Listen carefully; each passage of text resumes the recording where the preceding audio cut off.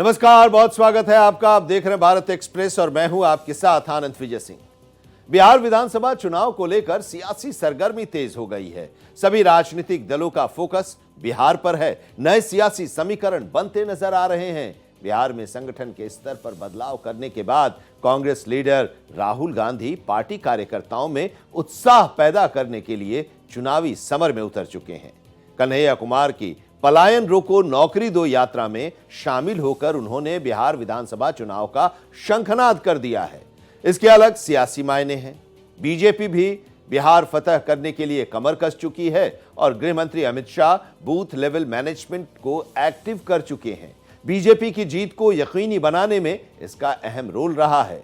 दिल्ली विधानसभा चुनाव के नतीजे को अपने पक्ष में करने की वजह से बीजेपी के हौसले बुलंद हैं और वो इसी पर बिहार के चुनावी नतीजों को पलटने की तैयारी में है। बिहार विधानसभा चुनाव की तैयारियों और सियासी घमासान पर पेश है हमारी आज की ये खास पेशकश। बिहार चुनाव, सियासत जोरदार। राहुल गांधी का बिहार दौरा।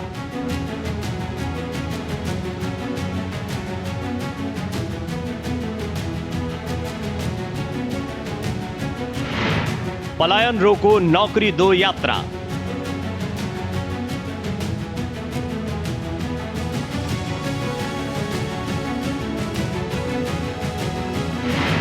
बिहार चुनाव पर फोकस।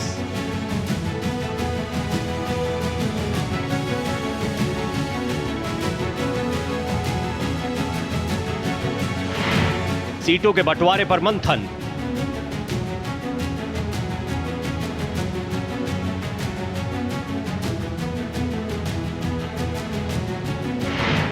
महागठबंधन में बढ़ी टेंशन।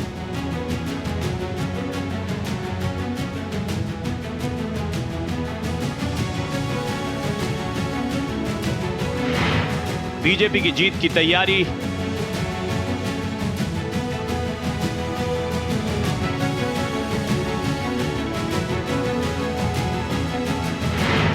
बिहार फतेह की बारी। कांग्रेस लीडर राहुल गांधी के बार बार बिहार दौरे और कन्हैया कुमार को एक्टिव करके कांग्रेस बिहार में अपनी खोई सियासी जमीन को वापस पाने की कोशिश कर रही है। कांग्रेस युवा और दलितों पर अपना फोकस बढ़ाकर संगठन को मजबूत करने की रणनीति पर आगे बढ़ रही है। अपने अस्तित्व को बचाने और पार्टी की जमीन को बचाने के लिए बिहार विधानसभा का यह चुनाव कांग्रेस के लिए काफी अहम है। यह महज इत्तेफाक नहीं है कि राहुल गांधी ने न सिर्फ संगठनात्मक लेवल पर कृष्णा अल्लावरू को बिहार का प्रभारी बनाया, बल्कि पलायन रोको नौकरी दो यात्रा में भी वो शामिल हुए। कांग्रेस का मिशन बिहार। बिहार विधानसभा चुनाव को लेकर सियासी जोर आजमाइश तेज हो गई है। बिहार में होने वाले विधानसभा चुनाव को लेकर सभी पार्टियां एक्टिव हो गई हैं। जाति आधारित रैलियों के बीच अलग अलग दलों द्वारा यात्राओं का क्रम भी चल रहा है। इन आयोजनों में पहले कांग्रेस सुस्त पड़ रही थी, लेकिन अब कांग्रेस की सरगर्मी में जान फूंकने में नेता प्रतिपक्ष राहुल गांधी मैदान में कूद पड़े हैं। बिहार विधानसभा चुनाव से पहले कांग्रेस के तेवर कुछ अलग हैं। प्रदेश अध्यक्ष बदलने के बाद पार्टी ने कन्हैया कुमार के नेतृत्व में पलायन रोको नौकरी दो पदयात्रा शुरू की। बिहार विधानसभा चुनाव की बढ़ी सियासी सरगर्मी के बीच राहुल गांधी की ये तीसरी बिहार यात्रा है। 18 जनवरी और 4 फरवरी को वो बिहार का दौरा कर चुके हैं। राहुल गांधी के बिहार दौरों से कांग्रेस के कार्यकर्ताओं का उत्साह बढ़ा है और चुनावी तैयारियों को विस्तार देने के लिए निचले स्तर तक संगठन को मजबूत किया जा रहा है। इस बार राहुल गांधी बेगूसराय में कन्हैया कुमार के साथ पदयात्रा में शामिल हुए। कन्हैया कुमार NSUI के बैनर के तहत पूरे बिहार में पलायन रोको रोजगार दो के मुद्दे पर पदयात्रा कर रहे हैं। राहुल गांधी ने इस संबंध में सोशल मीडिया पर अपना वीडियो भी जारी किया, जिसमें युवाओं से पलायन रोको रोजगार दो यात्रा में शामिल होने और अपनी आवाज उठाने का निमंत्रण दिया। कॉन्स्टिट्यूशन हिंदुस्तान की सच्चाई का रक्षक है और जो हजारों सालों का जो विजडम है, जो हिंदुस्तान के लीडर्स ने, बड़े बड़े महापुरुषों ने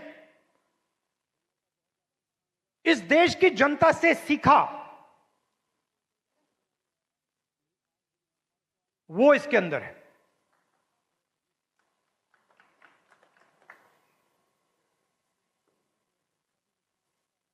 अंबेडकर जी ने दलितों की लड़ाई लड़ी, दलितों के लिए लड़ाई लड़े। सिखाया किसने? सिखाया देश के दलितों ने। जो देश के दलितों के अंदर दर्द था, उस दर्द को अंबेडकर जी समझे, उस दुख को अंबेडकर जी समझे, उस सच्चाई को अंबेडकर जी समझे और उस सच्चाई के लिए अंबेडकर जी लड़े। राहुल गांधी ने पदयात्रा में भाग लेते हुए बिहार के युवाओं को बेरोजगारी, महंगाई, सरकारी नौकरियों में कमी और शिक्षा की घटती गुणवत्ता जैसे मुद्दों पर जागरूक किया। कांग्रेस पार्टी का मुख्य फोकस बेरोजगारी, शिक्षा और पलायन रोकने पर है। बिहार विधानसभा चुनाव में युवा मतदाताओं का बड़ा योगदान है। करीब 58% आबादी 25 साल से कम उम्र की है। बिहार की राजनीति फिलहाल युवा काल में घूम रही है। राहुल गांधी के कन्हैया कुमार की पदयात्रा में शामिल होने के कई सियासी संदेश हैं। दरअसल कांग्रेस बिहार में अपना शक्ति प्रदर्शन करना चाहती है। इसके जरिए वो एक तो अपने वोट बैंक को बढ़ाना चाहती है, तो महागठबंधन में दबाव भी बढ़ाना चाहती है। कांग्रेस बिहार में अपना आधार मजबूत करने और राज्य के युवा वोटर्स को अपनी ओर आकर्षित करने की कोशिशों में जुटी है। राहुल गांधी के बिहार दौरे में वो बेगूसराय की पदयात्रा के अलावा पटना में संविधान बचाने पर एक सम्मेलन में भी शामिल हुए। इसके साथ ही वो पार्टी मुख्यालय में कार्यकर्ताओं से भी मिले। राहुल गांधी के बिहार दौरे से सियासत गर्मा गई है। बिहार में वाबे घूमे, भरम फैलावे, नीतीश कुमार और मोदी की सरकार है। 2005 के पहले का बिहार, 2005 के बाद के बिहार में देखें, यहाँ इंफ्रास्ट्रक्चर, यहाँ सड़क बना है, रोड बना है, गंगा पर पुल बना है, रोजगार मिला है, 8 लाख लोगों को सरकारी नौकरी नीतीश कुमार ने दी है, आगे भी 4 लाख देने वाले हैं।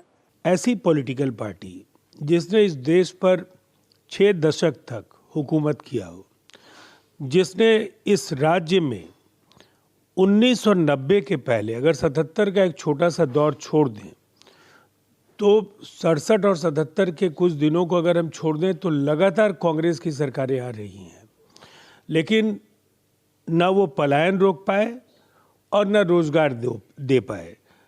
उनके तुरंत बाद लालू जी की हुकूमत, और उसमें तो बिहार का सर्वनाश हो गया। आज जो आंकड़े हैं, पता नहीं पलायन के आंकड़े वो कहाँ से लाते हैं। 2011 के बाद तो कोई जनगणना नहीं हुई है, लेकिन जो लेबर ब्यूरोज और अलग अलग राज्यों की रिपोर्ट है, उसके हिसाब से पलायन बिहार से लगातार कम हो रहा है, इसलिए कि यहाँ नौकरियां हैं, रोजगार है। कांग्रेस बिहार में अब आरजेडी के साए से बाहर निकलने की रणनीति पर काम कर रही है। 4 महीने में राहुल गांधी का ये तीसरा दौरा और 4 महीने के अंतराल में राहुल गांधी का तीसरी बार बिहार दौरा इस लिहाज से बेहद अहम है। राहुल गांधी के बिहार दौरे से पहले कृष्णा अल्लावरू का बीमार लालू यादव से दिल्ली एम्स में हुई मुलाकात के साथ ही सियासी अटकलें भी तेज हो गई हैं। दरअसल कांग्रेस और आरजेडी में सीटों के बंटवारे से लेकर सीएम फेस तक पेच फंसा है और कांग्रेस अपनी शर्तों पर इसका समाधान चाहती है। कांग्रेस पहले ही ये साफ कर चुकी है कि वो किसी की भी बी टीम बनने के लिए तैयार नहीं है। सियासी जोर आजमाइश। बिहार में महागठबंधन की तैयारियों और राहुल गांधी के दौरे के बाद सियासी समीकरणों में बड़े स्तर पर बदलाव की संभावना है।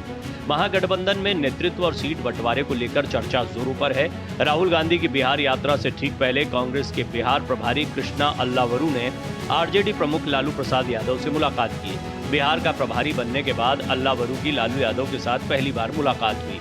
हालांकि अल्लावरू ने इसे सियासी मुलाकात मानने से इनकार किया और कहा कि वो उनका हालचाल जानने के लिए उनसे मिले, लेकिन उनकी इस मुलाकात से सियासी अटकलें तेज हो गई हैं। राहुल गांधी और लालू यादव के बीच सीट बंटवारे को लेकर कुछ अहम फैसले लिए जा सकते हैं। लालू जी से बात हुई है, उनके तबीयत के बारे में पूछा और उनके जल्दी स्वस्थ होने का प्रार्थना है और उम्मीद है कि वो जल्दी ठीक होकर वापस पटना लौटेंगे। उनके पिताजी 85 में कह के गए थे कि पेट्रोकेमिकल्स बनाएंगे, 2 बार एमपी बने, कभी नहीं बनाए। और मोदी सरकार 25,000 करोड़ लगा करके वहाँ रिफाइनरी को बनाए, पेट्रोकेमिकल सब बन रहा है, फर्टिलाइजर बन रहा है, 17 गो पुल बना है।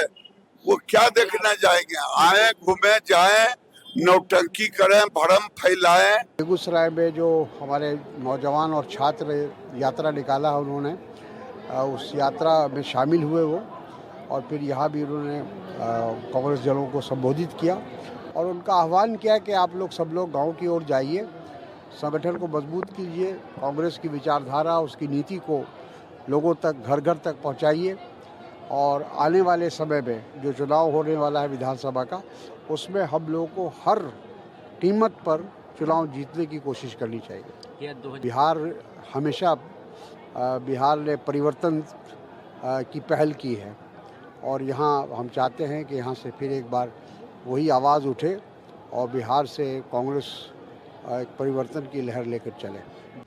दिल्ली चुनाव से पहले बिहार में आरजेडी कांग्रेस को भाव नहीं दे रही थी। विधानसभा चुनाव में सीटों के बंटवारे को लेकर कांग्रेस और आरजेडी की अनबन कई बार सामने आ चुकी है, लेकिन हाल के दिनों में कांग्रेस नेता राहुल गांधी का बिहार में बार बार जातिगत जनगणना वाला बयान आरजेडी को असहज कर रखा है। राहुल गांधी के बयान से तेजस्वी यादव बैकफुट पर हैं। इधर कांग्रेस हर हाल में 2020 वाली सीट आरजेडी से चाहती है। कांग्रेस क्षेत्रीय दलों के लिए जरूरी और मजबूरी के तौर पर उभरी है। बिहार कांग्रेस के नए प्रभारी कृष्णा अल्लावरू के तेवर देखकर तेजस्वी यादव हैरान हैं। दोनों दलों के नेता अलग अलग दाव कर रहे हैं। आरजेडी कांग्रेस में खींचतान चरम पर है। पहले जहां ये साफ था कि महागठबंधन की तरफ से सीएम फेस तेजस्वी यादव होंगे, उनके फेस को लेकर कोई विवाद नहीं था, लेकिन जब से कृष्णा अल्लावरू बिहार कांग्रेस के प्रभारी बने हैं, तब से कांग्रेस के नेता आरजेडी की टेंशन बढ़ाने में कोई कसर नहीं छोड़ रहे हैं। बिहार में कांग्रेस ने साफ कर दिया है कि वो बी टीम के तौर पर चुनाव नहीं लड़ेगी। साथ ही सीएम फेस का निर्णय चुनाव के बाद लिया जाएगा। कांग्रेस जैसी संविधान विरोधी और राहुल जी जैसे ऑर्डिनेंस फाड़ने वाले नेता जो अपनी सरकार के फैसलों की प्रतियां फाड़ देते हो, वो क्या लोगों को संविधान पर नसीहत देंगे? देश आज भी इमरजेंसी का वो काला दौर नहीं भूला है, जब बड़े बड़े नेताओं को जेल की दीवारों के पीछे ठूंस दिया गया था, जिस समय अभिव्यक्ति की स्वतंत्रता छीन ली गई थी, जब न्यायपालिका के पर खतरे गए थे, जब प्रेस की आज़ादी छीन ली गई थी। अब वहाँ से राहुल जी संविधान बचाने की बात करते हैं। संविधान पूरी तरह से सुरक्षित है, संविधान सर्वोपरि है, और इस भाव से एनडीए की सरकार प्रधानमंत्री नरेंद्र मोदी जी के नेतृत्व में अच्छा काम कर रही है। गृह मंत्री अमित शाह अपने बिहार दौरे में एनडीए गठबंधन के साथ बैठक करने के साथ ही पार्टी की रणनीति के तहत बूथ स्तर तक के मैनेजमेंट को एक्टिव कर चुके हैं। बूथ मैनेजमेंट बीजेपी की जीत का सबसे बड़ा आधार रहा है। पार्टी में नई जान फूंकने के लिए गृह मंत्री अमित शाह के साथ पीएम मोदी ने भी बिहार विधानसभा चुनाव को लेकर अपने दौरे तय किए हैं। बीजेपी की जीत की तैयारी। दिल्ली में बड़ी जीत हासिल कर चुकी बीजेपी की नजर अब बिहार विधानसभा चुनाव पर टिकी है। पिछले दिनों गृह मंत्री अमित शाह ने बिहार चुनाव का शंखनाद कर दिया। गृह मंत्री शाह ने बीते दिनों बिहार का 2 दिवसीय दौरा किया था। इस दौरान गृह मंत्री अमित शाह ने बीजेपी और एनडीए के सहयोगियों के साथ चर्चा की। अमित शाह ने अपने दौरे पर बिहार चुनाव के लिए खास रणनीति बनाते हुए बीजेपी विधायकों, कार्यकर्ताओं को जीत की टास्क दी। अमित शाह ने बीजेपी के 84 विधायकों को अगले 6 महीनों के लिए बूथ प्रबंधन पर ध्यान देने का काम सौंपा है। बूथ स्तर पर काम करने का मतलब बूथवार परिणामों का अध्ययन करना है। साथ ही स्थानीय सरकारी अधिकारियों से आयुष्मान भारत, पीएम उज्ज्वला योजना और पीएम आवास योजना जैसी योजनाओं को लागू करवाकर मतदाताओं के भरोसे को जीतने पर जोर देना है। बूथ मैनेजमेंट के अलावा वेलफेयर स्कीम के लाभार्थी बीजेपी की चुनावी सफलता की अहम कड़ी रहे हैं, लिहाजा इस पर पार्टी खास तौर से जोर दे रही है। गृह मंत्री शाह बिहार के नेताओं के साथ पार्टी की चुनावी तैयारियों की समीक्षा के लिए 30 अप्रैल और 1 मई को बिहार के दौरे पर रहेंगे। सालों से हम राह देखते थे कि अयोध्या में भगवान राम का मंदिर बने। राह देखते थे या नहीं देखते थे भाई? जरा जोर से बोलो, देखते थे या नहीं देखते थे? ये लालू एंड कंपनी ने बहुत अड़ंगे लगाए। 550 साल के बाद मोदी जी ने रामलल्ला को भव्य मंदिर में बिठाने का काम किया। भाइयों बहनों, भव्य मंदिर। और अब बारी माता सीता की है। बिहार में माता सीता का भव्य मंदिर पूरी दुनिया को आकर्षित करेगा और मातृशक्ति का संदेश बिहार की भूमि से पूरे देश से अंदर। अयोध्या, जनकपुर, रामायण सर्किट बिहार के अंदर टूरिज्म को बढ़ावा देगी। बोध गया, नालंदा, विक्रमशिला बहुत सर्किट भी बन रही है। पार्टी कार्यकर्ताओं में उत्साह पैदा करने और ग्राउंड लेवल पर जनाधार को मजबूत करने के लिए पीएम मोदी और गृह मंत्री अमित शाह के बिहार के लगातार दौरे होते रहेंगे। गृह मंत्री शाह ने अपने बिहार दौरे में ये भी साफ कर दिया था कि प्रधानमंत्री नरेंद्र मोदी साल के अंत में होने वाले विधानसभा चुनाव तक लगभग हर महीने राज्य का दौरा करेंगे। 24 फरवरी को प्रधानमंत्री नरेंद्र मोदी भागलपुर के दौरे पर थे। भागलपुर से ही उन्होंने किसान सम्मान निधि की 19वीं किस्त जारी की थी। 24 अप्रैल को पीएम मोदी राष्ट्रीय पंचायत दिवस के मौके पर मधुबनी का दौरा करेंगे। उम्मीद की जा रही है कि वो इस मौके पर पंचायती राज से संबंधित किसी ऐसी योजना की घोषणा कर सकते हैं जिसका संदेश व्यापक हो। इसके अलावा पटना में हवाई अड्डा के नए टर्मिनल के उद्घाटन के साथ ही वो बिहटा हवाई अड्डा का शिलान्यास भी करेंगे। बीजेपी की नजर इस समय पूरी तरह बिहार पर है। प्रधानमंत्री नरेंद्र मोदी हों या गृह मंत्री अमित शाह, बजट के जरिए निर्मला सीतारमण हों, बीजेपी के बड़े लीडर्स हों, लगातार बिहार को लेकर अपनी प्राथमिकता जाहिर कर रहे हैं। बीजेपी ने इस बार बिहार में बड़ी जीत का लक्ष्य तय किया है। वैशाली महोत्सव की हमने शुरुआत की। मैथिली भाषा को अटल जी ने 8वीं सूची में लाया और मधुबनी पेंटिंग को जीआई टैग देने का काम नरेंद्र मोदी जी ने किया। और जहां जहां भारतीय जनता पार्टी की सरकार है, गुजरात हो, बिहार हो, दिल्ली हो, हरियाणा हो, मेरे बिहार के भाइयों के लिए छठ पूजा के उत्सव वहां की सरकारों ने आयोजित कर छठ पूजा को पूरे देश का उत्सव बनाने का काम किया है। 3 करोड़ बिहारी जो है बाहर काम करते हैं। ये हमारे आंकड़े नहीं है, भारत सरकार के पोर्टल पर है। और 20 वर्षों से सत्ता किसकी है? अचेत मुख्यमंत्री नीतीश कुमार जी की और भारतीय जनता पार्टी की। पर कैपिटा इनकम देख लीजिए, पर व्यक्ति निवेश देख लीजिए, शिक्षा और स्वास्थ्य देख लीजिए। सुरक्षा का हाल तो बताने की आवश्यकता ही नहीं है, किसान की हालत बताने की आवश्यकता ही नहीं है, भ्रष्टाचार की हालत बताने की आवश्यकता ही नहीं है। कोई ऐसा एक क्षेत्र बताए जिसमें बिहार की वर्तमान हुकूमत 20 वर्षों में कोई एक बड़ी छलांग लगाई है। विकास किसके लिए? आम आदमी के लिए ना, कि मुट्ठी भर लोगों के लिए। विकास का अगर यही पैमाना है तो फिर गरीबी नहीं रहनी चाहिए थी।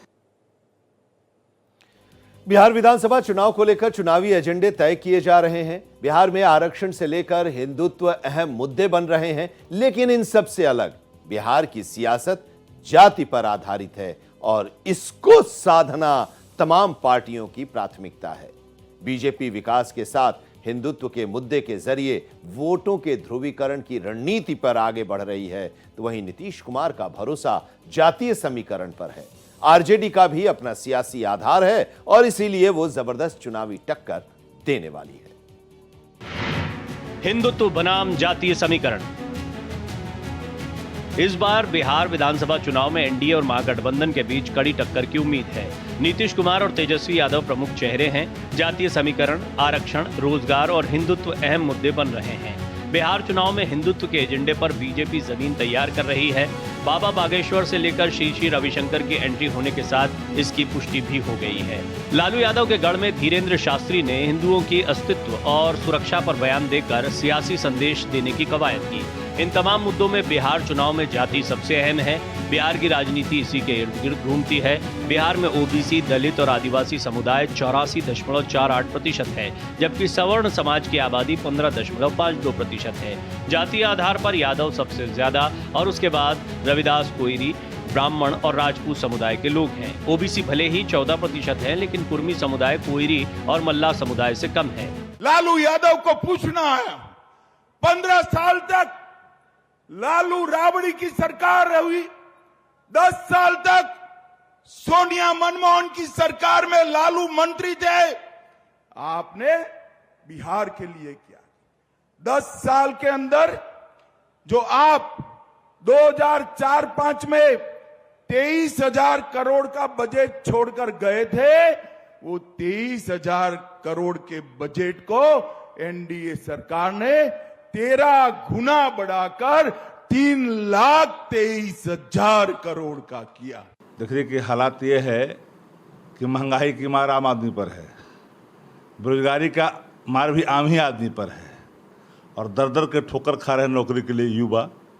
तो सवाल देश भर का है, और बिहार से शुरुआत किया था तेजस्वी प्रसाद यादव जी ने, और उसको सच करके दिखाया था। एक गांव में कहावत है, कथनी तज करनी करे तो विष से अमृत होई। तो तेजस्वी जी ने कथनी को करनी में परिवर्तित किया। जिन बातों को नीतीश कुमार जी कहते थे कि बाप के यहाँ से नौकरी ला कर देगा, नीतीश कुमार जी ने स्वीकार किया और माना कि तेजस्वी जी का संकल्प जनहित में है, युवा हित में है, बिहार हित में है। बिहार में जातिगत जनगणना की रिपोर्ट से एक बात साफ है कि अब राजनीतिक दलों की नजर अति पिछड़ी जातियों पर होगी, क्योंकि उनकी आबादी 36% है। नीतीश कुमार ने आरजेडी प्रमुख लालू प्रसाद यादव के मुस्लिम यादव के मजबूत समीकरण को काउंटर करने के लिए अति पिछड़ी जातियों के बीच अपनी पकड़ मजबूत की है। नीतीश कुमार ने पिछले दिनों कैबिनेट का विस्तार किया और उसमें पिछड़ा वर्ग के 3, अति पिछड़ा वर्ग के 2 और सामान्य वर्ग के 2 मंत्रियों को शामिल करने के पीछे यही रणनीति है। बिहार में लोहार, कुम्हार, बढ़ई, सुनार, कहार, मल्लाह जैसी 114 जातियां अति पिछड़े वर्ग में आती हैं और उनके हाथों में ही सत्ता की चाबी है। अति पिछड़ी जातियों का वोट अलग अलग पार्टियों के बीच बंट जाता है। अति पिछड़ी जातियां छोटी छोटी जातियों में बटी हुई हैं, इनकी आबादी कम है, लेकिन चुनाव में फिलर के तौर पर वो काफी अहम है। क्या किया लालू यादव की सरकार ने? जातीय नरसंहार चले, सत्ता पोषित भ्रष्टाचार चला और पूरे बिहार में चारा घोटाला कर बिहार को देश और दुनिया में बदनाम करने का काम लालू प्रसाद यादव की सरकार ने। विपक्ष से क्या उम्मीद कर सकते हैं? जो विपक्ष में है वो तो कहेंगे ही, लेकिन सबसे ज़्यादा डर भी उनको राहुल गांधी से ही लगता है, और तमाम भारतीय जनता पार्टी के नेता राहुल गांधी से घबराते हैं। और आप देखिएगा जब भी कोई बात होती है तो इनका हमला सिर्फ राहुल गांधी पर होता है। तो जिससे आदमी डरता है, घबराता है, उसी पर अटैक करता है, उसी पर हमला करता है। बिहार की स्थिति बहुत भिन्न है। बिहार में 20 साल से एनडीए की सरकार है, 2 डबल इंजन की सरकार है, लेकिन 20 साल में बिहार की जो दुर्गति हुई है वो सारे लोग देख रहे हैं। पलायन यहाँ से सबसे ज़्यादा है, गरीबी सबसे ज़्यादा है, बीमारी सबसे ज़्यादा है, भ्रष्टाचार सबसे ज़्यादा है, कानून व्यवस्था की स्थिति भी हम लोग रोज़ अखबारों में पढ़ते हैं। तो ये सब को देखते हुए हमको लगता है कि आने वाला जो चुनाव है वो 2025 का यकीनन बिहार की जनता परिवर्तन लाएगी। बिहार में जाति आधारित जनगणना के आंकड़े सामने आने के साथ ही सियासत का नया चैप्टर शुरू हो गया है और अब जाति और धार्मिक आधार पर सियासी बिसात बिछाई जा रही है और इससे महागठबंधन की टेंशन भी बढ़ी है। बीजेपी प्रवासी बिहारियों को साधने के साथ ही हिंदुत्व कार्ड के नाम पर वोटों का ध्रुवीकरण करने में जुटी है। तेजस्वी बिहार में तैयार हो रहे सियासी माहौल के बीच बैलेंस बनाने की कोशिश में है, लेकिन अगर कांग्रेस अकेले चुनाव लड़ती है तो आरजेडी के लिए चुनौती भी बढ़ जाएगी।